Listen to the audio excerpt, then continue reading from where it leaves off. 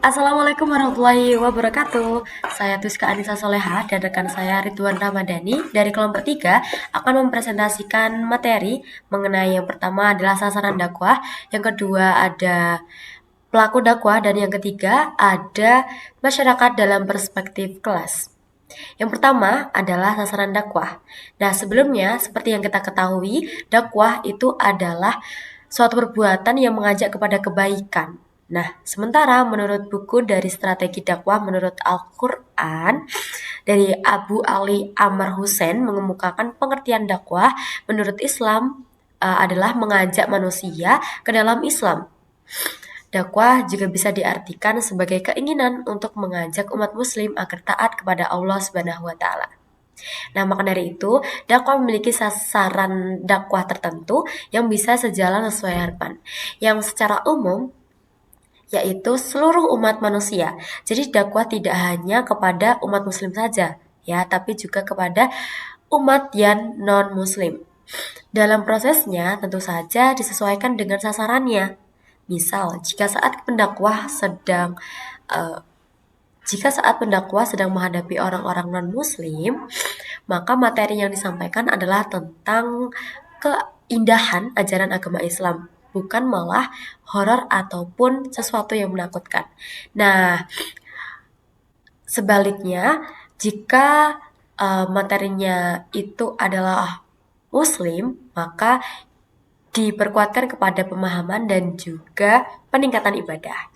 Nah, secara lebih spesifik lagi, sasaran dakwah dibagi menjadi beberapa segi. Yang pertama adalah segi sosiologis. Nah, segi sosiologis adalah suatu sasaran dakwahnya itu adalah entitas sosial. Nah, entitas sosial itu apa aja? Yang pertama adalah masyarakat pedesaan. Nah, masyarakat pedesaan ini fokus kepada pendekatan kekeluargaan dan budaya. Karena apa? Karena masyarakat di situ mayoritas masih menganut budaya kearifan lokal dan juga sistem kekeluargaan yang sangat kental. Yang kedua adalah masyarakat perkotaan ataupun modern. Nah, di sini akan fokus kepada tantangan gaya hidup, teknologi, dan juga individualisme. Yang ketiga adalah masyarakat marginal atau terasingkan, di mana di sini fokus pada pemenuhan kebutuhan dasar dan juga pendampingan sosial atau pemberdayaan yang secara masif. Masyarakat marginal ini bisa disebabkan karena berbagai hal, dari entah itu hal faktor ekonomi, faktor sosial yang kurang baik, atau sampai faktor biologis yang cacat. Yang kemudian, yang keempat ada generasi milenial atau generasi Gen Z, akan menggunakan pendekatan media sosial dan juga konten digital. Yang kedua, dari segi struktur kelembagaan. Nah, kepada kelompok yang terorganisir, birokrasi, pemerintahan, dan fokus utamanya itu adalah sebagai pembinaan moral, sosial, dan struktural melalui organisasi, institusi, pendidikan, atau jaringan komunitas yang menyebarkan nilai-nilai kebaikan. Kebaikan di sini bisa menjadi kebaikan secara umum atau kebaikan secara Islamik. Yang ketiga ada segi sosial kultural. Nah, sasarannya adalah kepada masyarakat heterogen dengan keberagaman budaya, adat istiadat, bahkan sampai nilai-nilai sosial. Di samping itu juga ada kondisi ekonomi dan pendidikan yang khas dalam suatu daerah. Fokus utamanya adalah mencakup komunitas lokal, kelompok kesenian, dan masyarakat adat hingga kelompok terdidik yang bertujuan untuk internalisasi ajaran kebaikan dan Islam melalui adaptasi budaya lokal. Karena jika tidak seperti itu, masyarakat akan cenderung tertutup kepada ajaran-ajaran agama Islam. Apalagi yang itu sangat bertolak belakang dengan ajaran-ajaran dari kearifan budaya dan lokalnya sendiri. Yang ketiga adalah segi tingkat usia. Hampir sama seperti generasi milenial ataupun Gen Z, tingkat usia di sini harus sangat diperhatikan karena kebiasaan dan juga penyampaian itu sangat memengaruhi dari keterima atau tidaknya suatu dakwah seperti itu. Merancang pendekatan yang lebih tepat, efektif, efektif menyampaikannya supaya pesan-pesan agama Islam dan membagi kehidupan masyarakat sesuai dengan tahap perkembangan kebutuhan masing-masing. Oleh karena itu, dakwah banyak sekali ketertarikan dapat menyesuaikan dari berbagai macam kalangan, muda hingga tua.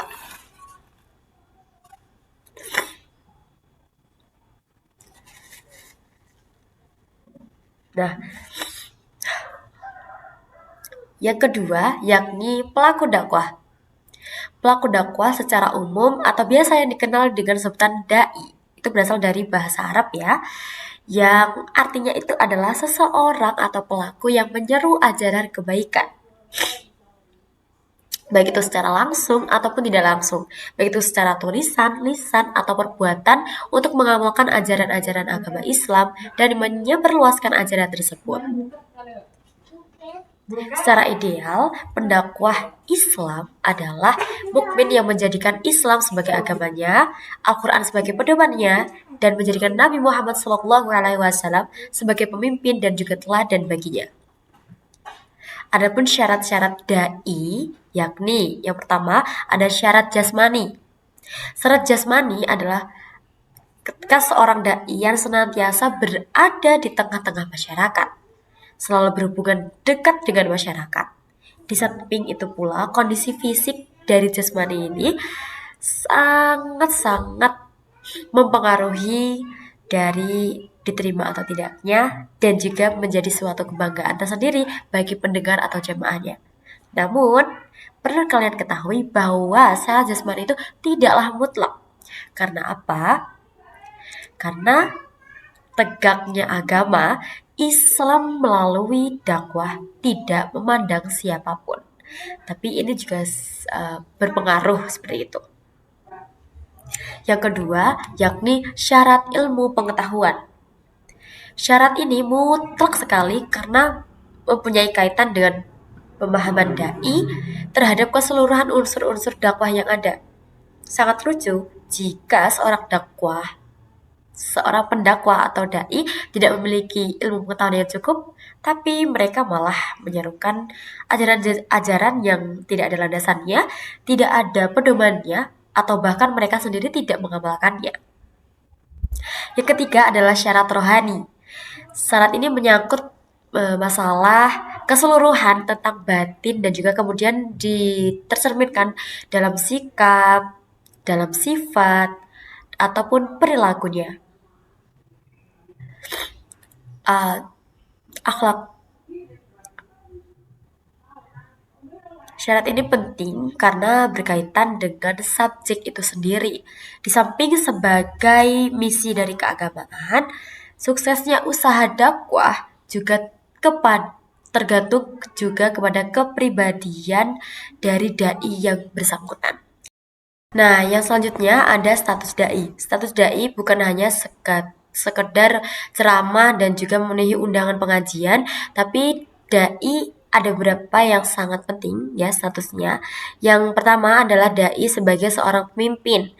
Nah, dai sebagai seorang pemimpin ini artiannya adalah sebagai seorang pemimpin tentunya tidak hanya sekedar pemerintah saja, tapi keteladanan memegang peran sangatlah penting dalam kepemimpinan itu sendiri. Nah, keteladanan itu merupakan salah satu faktor kewibawaan bagi seorang pemimpin. Yang kedua ada dai sebagai mujahid. Nah, sebagai pejuang, ia harus sanggup menggalang umat, menggerakkan mereka untuk kepentingan dakwah serta pengayoman kepada masyarakat. Semua itu dilakukan semata-mata mengharap dari ridha Allah Subhanahu wa taala. Yang ketiga, ada dai sebagai objek. Seorang dai hendaknya selalu menyadari bahwa apa yang diberikan kepada orang lain pada hakikatnya bukan untuk orang lain saja, tetapi juga untuk dirinya sendiri. Disinilah tanggung jawab moral seorang dai. Di samping ia sebagai subjek dakwah, tapi juga sebagai objek dakwah. Dai yang keempat ada dai sebagai pembawa misi. Dalam artian, seorang dai perlu menyadari bahwa amanah Allah selalu berada di pundaknya. Kapanpun, dimanapun ia berada, amanah Allah harus selalu dijaga dan disampaikan kepada yang berhak menerimanya. Yang kelima ada dai sebagai pembangun. Nah, seorang dai hendaknya selalu melakukan amar ma'ruf nahi munkar. Apa itu? Yaitu mengajak pada kebaikan dan mencegah kepada kemungkaran.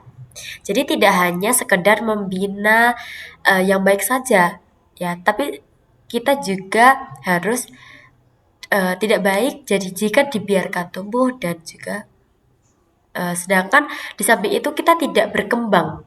Kita stagnan dan terperangkap kepada aturan-aturan yang dimana itu tidak mengembangkan diri kita. Keduanya tuh harus sama-sama dilakukan demi kelestarian pembangunan itu sendiri. Nah, untuk materi selanjutnya adalah masyarakat dalam perspektif kelas. Nah, dalam perspektif kelas, masyarakat dipandang sebagai objek, subjek, sekaligus sasaran yang dinamis, yang memiliki struktur sosial, budaya, dan perilaku yang kompleks. Sosiologi dakwah menganalisis interaksi sosial, perubahan sosial, dan struktur masyarakat untuk merencanakan dan mengevaluasi dakwah agar relevan. Nah, berikut ada beberapa poin penting masyarakat dalam perspektif kelas. Yang pertama, ada masyarakat sebagai sasaran dinamis atau mad'u. Masyarakat bukanlah kelompok statis, melainkan sekumpulan manusia dengan karakter, mental, dan kondisi yang berbeda-beda, menuntut metode dakwah yang sesuai. Yang kedua, ada analisis sosial dan perubahan sosial. Sosiologi dakwah mempelajari perubahan sosial seperti modernisasi untuk memetakan bagaimana nilai-nilai Islam dapat diintegrasikan ke dalam struktur masyarakat yang terus berkembang. Yang ketiga adalah objek penelitian ilmiah. Nah, masyarakat itu yang ketiga ada objek penelitian ilmiah. Masyarakat dikaji secara objektif dan sistematis melalui riset untuk memahami kebutuhan real, struktur, konflik, dan dinamika sosial sebelum dakwah disampaikan. Yang keempat, ada konteks sosial dan budaya. Dakwah tidak terjadi di ruang hampa, melainkan dalam interaksi dengan struktur sosial, budaya, ekonomi, dan politik yang ada, yang dapat mendukung atau menghambat pesan dakwah. Yang terakhir ada pendekatan sosiologis persuasif.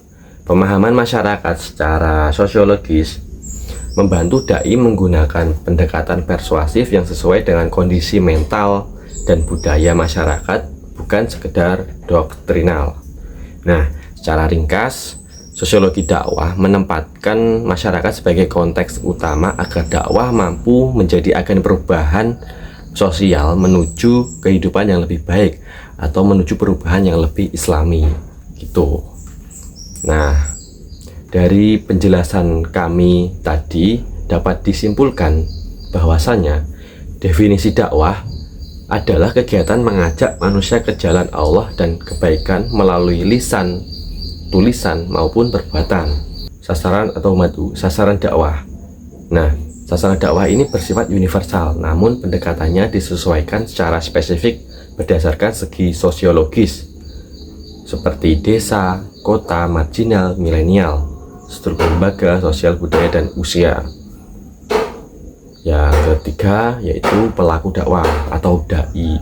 Nah, pendakwah harus memenuhi persyaratan seperti mulai dari jasmani, rohani, ilmu pengetahuannya, dan dai berperan sebagai pemimpin, pejuang mujahid, pembawa misi, dan agen pembangunan masyarakat. Nah, yang terakhir adalah perspektif kelas sosial. Masyarakat dipandang sebagai objek dan subjek yang dinamis, dengan struktur sosial yang kompleks. Sosiologi dakwah berfungsi sebagai menganalisis perubahan sosial dan kebutuhan real masyarakat agar pesan agama relevan, persuasif, dan mampu menjadi solusi problematika sosial. Mungkin itu yang dapat kami sampaikan dalam materi kali ini. Apabila ada kurang lebihnya kami mohon maaf. Saya akhiri. Wassalamualaikum warahmatullahi wabarakatuh.